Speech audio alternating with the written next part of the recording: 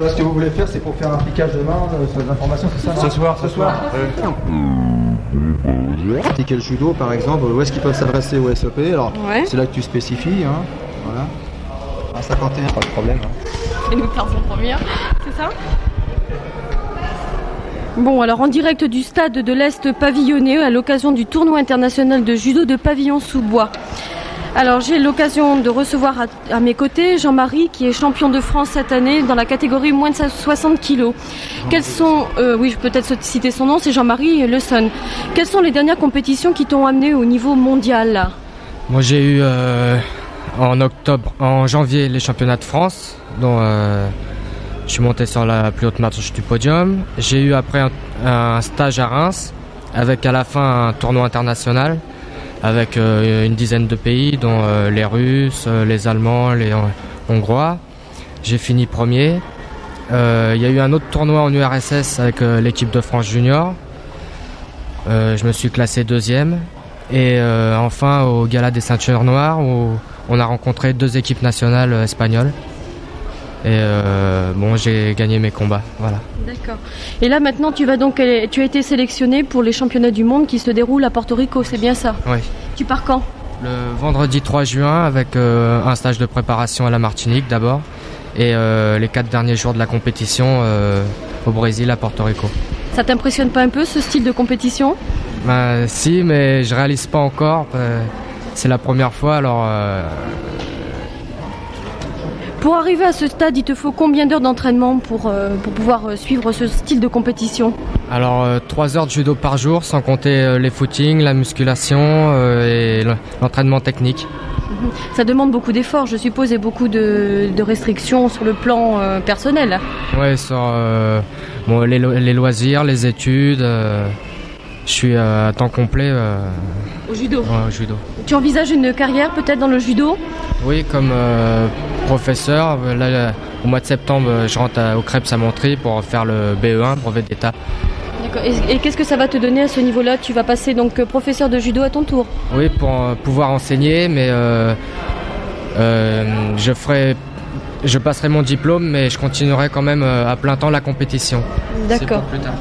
D'accord, entendu. Et il te faut combien d'années pour préparer donc ce diplôme de professeur? 1 an. Un an. Bon, mon année d'armée que je ferai au bataillon de Joinville, et après je referai 1 an pour avoir une autre partie, car c'est en 2 parties. D'accord. Je peux te demander à quel âge tu as commencé le judo? À 5 ans, et j'en ai 18. D'accord. Et tu as eu ta ceinture noire à quel âge? À 15 ans. Je crois que tu as été la plus jeune ceinture noire de France en 1980, c'est bien ça? C'est ton entraîneur qui me l'a dit. Qui est ton professeur à ce stade pavillonné donc? C'est monsieur Michel Declève, qui est ancien champion d'Europe, ancien champion de France. D'accord. Et les aides-professeurs? Monsieur Christian Fay, 3e au championnat de France, et monsieur Bernard Gautreau, 3e au championnat d'Europe. D'accord, tu as des professeurs prestigieux donc. Ouais. Et sur le plan familial, je veux dire, est-ce que tu as des frères et sœurs dans la compétition également? Oui, j'ai un frère et une sœur qui sont eux-mêmes ceinture noire. Et mon père et ma mère ont fait du judo et on est tous là-dedans et ils me poussent pour que j'arrive au niveau que je suis là, c'est grâce à eux un peu. Ils doivent être très fiers d'avoir un fils comme toi qui arrive au niveau donc de la compétition mondiale. Ouais. Et ta mère, comment ça se passe au niveau de la vie familiale? Est-ce qu'elle n'est pas trop perturbée? Est-ce qu'elle ne prend pas trop justement de son temps pour pouvoir te suivre ou t'accompagner? Bah si, parce que bon, elle m'amène aux entraînements, elle m'amène aux compétitions, elle me suit partout. Alors, mais bon, elle travaille pas, alors ça va. D'accord, oui. Et tu n'as pas des périodes de découragement? Non, pas de découragement, mais de saturation où à un moment, j'en ai assez, j'aimerais bien me reposer, faire autre chose, quoi. Et demain, est-ce que tu vas donc participer à ce tournoi? Oui, je le ferai. Et ça me fera comme un entraînement, quoi, ou encore une autre préparation pour le monde. Compte tenu de tes titres actuellement, est-ce que tu es obligé de suivre les éliminatoires demain matin ou est-ce que tu accèdes directement à la compétition? Ah non, il faut que je fasse les éliminatoires comme tout le monde. Et l'année prochaine, je passerai directement au championnat de France. Je ne ferai pas le département ni les Îles-de-France. Mais cette année, je ne suis pas encore classé international. Donc, je fais tout. D'accord, j'espère que ça va bien se passer pour toi. Je ne sais pas si je peux te souhaiter bonne chance. En attendant, je te souhaite beaucoup de courage et beaucoup de réussite. Merci. Alors j'ai près de moi monsieur Yves Filiette qui est l'un des organisateurs du club dirigé par monsieur Michel Declève et monsieur Roche, président de la section judo. Yves, vous pourriez peut-être nous dire 2 mots sur votre club?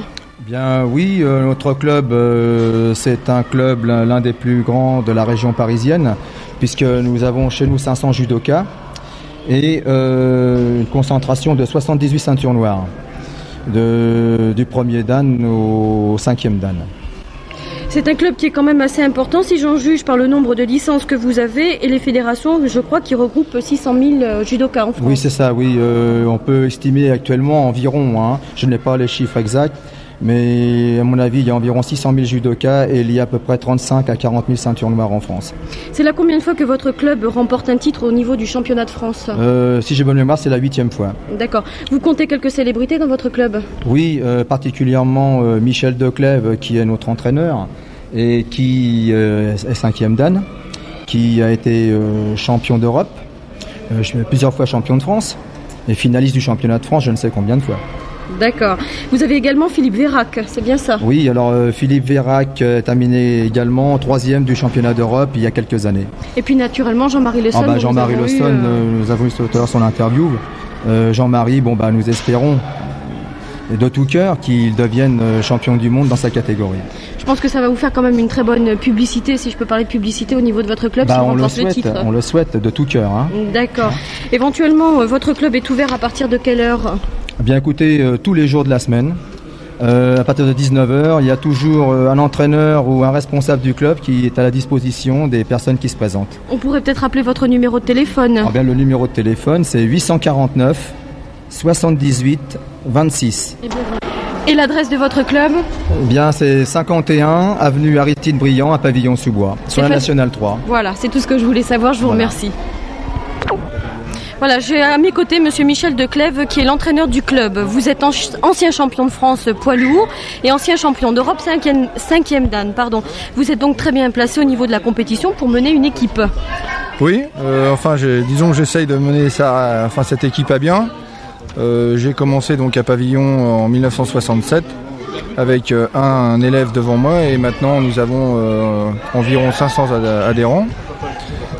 Le club de Pavillon est fort de 70 à 100 ceintures noires maintenant.